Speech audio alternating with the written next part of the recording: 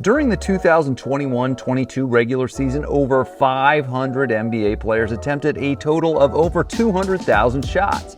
But some shooters and some shots are better than others.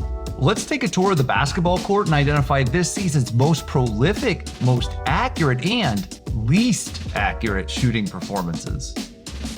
Even though three-pointers are getting more popular every year, the best shots in the game are still in the lane, and many of the league's most valuable players thrive in this old-school area. It makes sense then that Nikola Jokic led the league in paint buckets this season. As a scorer, he does a majority of his damage in the paint with a creative array of dunks, layups, and other short-rangers. He has a great touch for a player of his size, and he always seems to make the right play.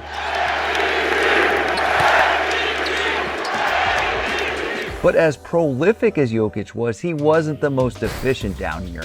That distinction goes to his fellow Western Conference center, Rudy Gobert. Gobert is not nearly the offensive weapon that Jokic is, but he is a dunking machine. His 7'9" wingspan makes him an ideal pick-and-roll lob target and a dangerous put-back dunker. Folks, this is a high-percentage shot selection. On the flip side, no volume scorer in the paint was as inefficient as New York's R.J. Barrett. Yes, Barrett is making strides toward becoming a potential all-star for the Knicks, but he needs to improve his finishing. For the second straight season, he's the least accurate volume shooter in the paint. The closer he gets to the hoop, the worse he shoots.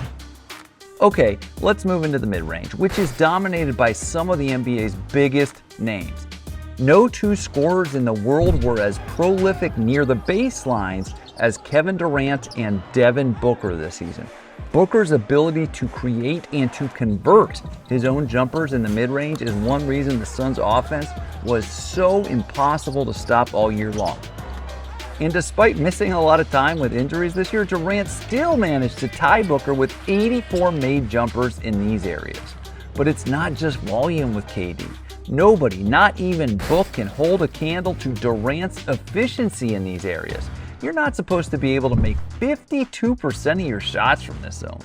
It's the second straight season Durant's been the league's most efficient jump shooter here.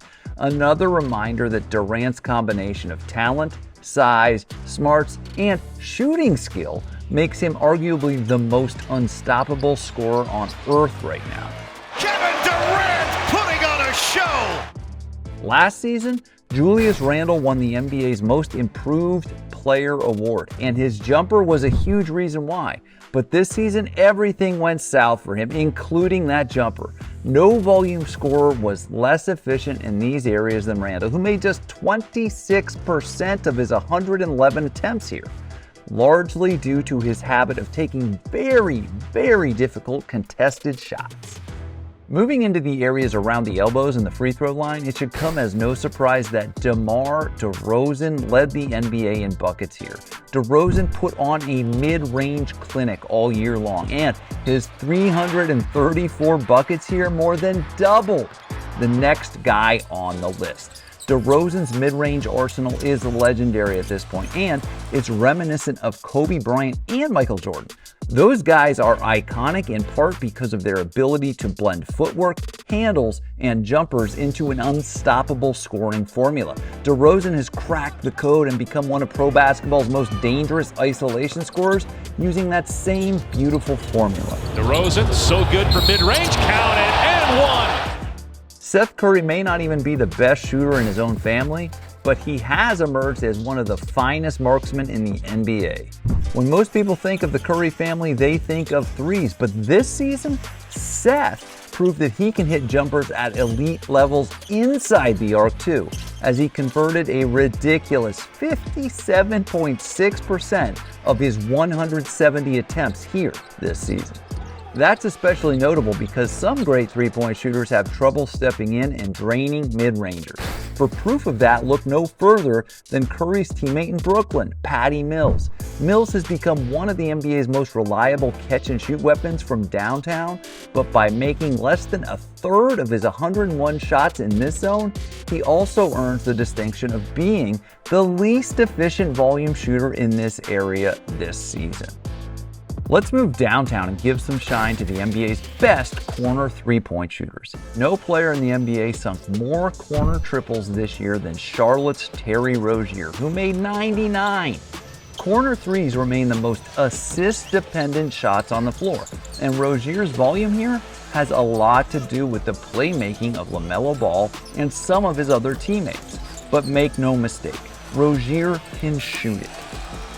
But nobody was as efficient here as Ben McLemore, who shot 48.7% to lead all shooters in the corners this season.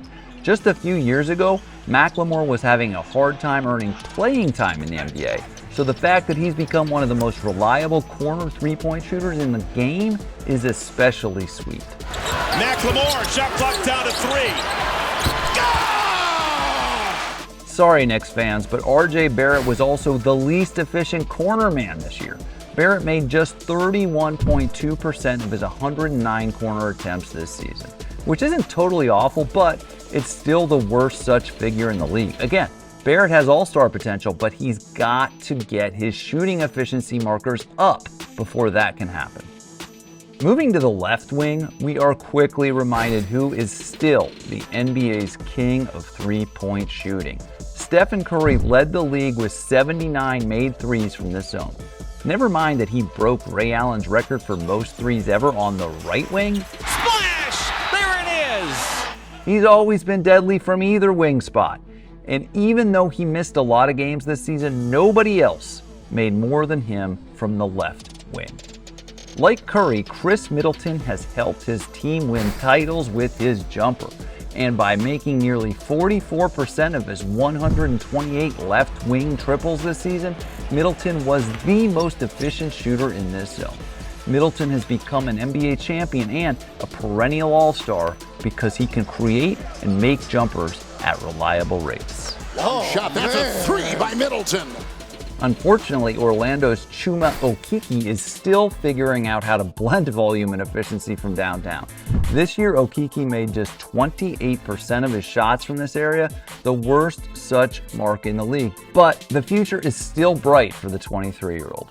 Swinging up to the top of the arc, another superstar emerges as the top scorer here. Atlanta's Trae Young is one of the league's best scorers in large part because of shots from this exact spot.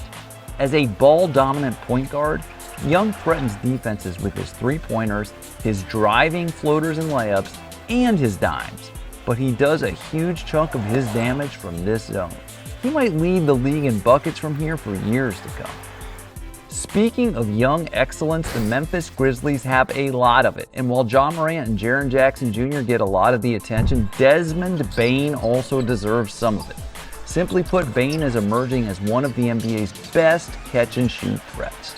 This year, he made a ridiculous 49.1% of his 159 attempts from the top of the arc. The young sharpshooter is a key reason Memphis had a breakout season. That is a problem to leave that guy open. But not everyone in the league can hit these shots like Bane can, and a pair of young players tied as the least efficient shooters in the zone this year. San Antonio's DeJounte Murray and Orlando's Cole Anthony both converted exactly 1/4 of their attempts from the top of the arc this season. While both of these players have bright futures ahead of them, both need to get their efficiency marks up, especially from this key area. Moving to the right wing, the Utah Jazz learned the hard way that the Pelicans' Devontae Graham has become one of the league's most dangerous shooters from this area. The ball is away. Graham, hit the three! Three-pointer with 1.3 to play. This season, Graham made 71 triples from here, the most in the NBA, but he wasn't the most efficient from here. That honor goes to two guys we've already mentioned in this video.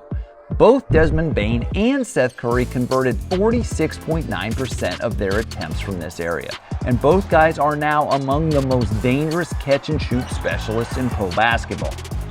Oklahoma City's Lou Dort made just 25.5% of his 110 shots in this area, which was the lowest mark in the league. Dort is an incredible defender who could become one of the league's best 3-and-D players, but not until he starts making a bigger share of his threes. Last but not least, let's look at deep threes. It should come as no surprise to anyone that Trae Young led the league in triples from beyond 27 feet this season. He made 130 deep ones, 14 more than Steph Curry. Sure, it helped that Damian Lillard missed most of the year and that Curry missed some time too, but make no mistake, Young is one of the pioneers of the deep three movement, and he proved it by hitting 53 buckets from beyond 30 feet too. Houston's Eric Gordon had one of the best years of his career this year, and he was especially great from way downtown, where he hit 41.4% of his deep threes. Gordon never seems to get sped up, and he takes advantage when his defender doesn't have a hand up. Oh my goodness! Deep threes are really fun, but they're also really hard. Just ask Reggie Jackson, who converted just 17.5% of his 120 deep triples this year. Sure, a bunch of these tries came late in the shot clock, but Jackson's efficiency from way downtown was way below average no matter how you look at it. Thanks for watching ESPN on YouTube. For live streaming sports and premium content, subscribe to ESPN+.